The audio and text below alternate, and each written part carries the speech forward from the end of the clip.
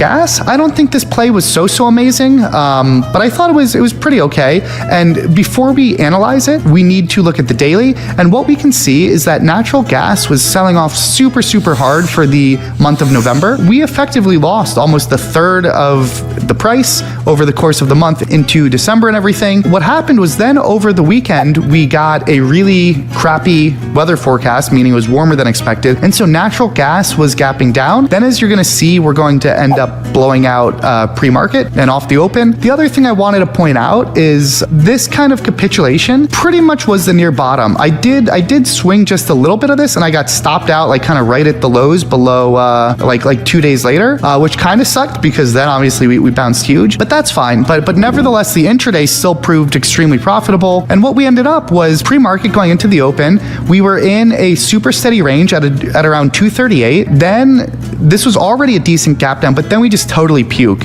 and we go from 238 to 230, which doesn't seem like a lot, but that's kind of a 4 or 5% move in addition to that gap down.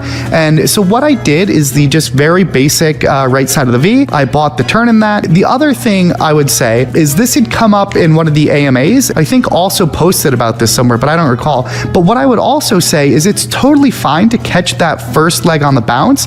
I was also still holding some big picture because this was just such a huge move on the daily. What I would say is when we go back down towards those lows after such a strong bounce, like the angle of that bounce is almost straight up.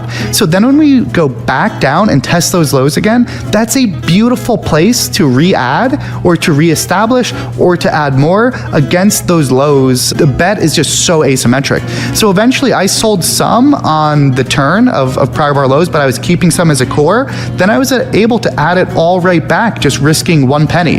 And on that 1 penny, I ended up just making probably, I don't know, like I sold a chunk towards the close and overnighted the rest that I then later got stopped out on, like I pointed out before. But that's super asymmetric, and that ends up being a super cool trade. Point being here, you really need to think like once we kind of put in a bottom, like in something like the shot intraday that one day, you really need to be open to making kind of that higher low or that lower high, whatever the case may be, and recognizing that as an opportunity.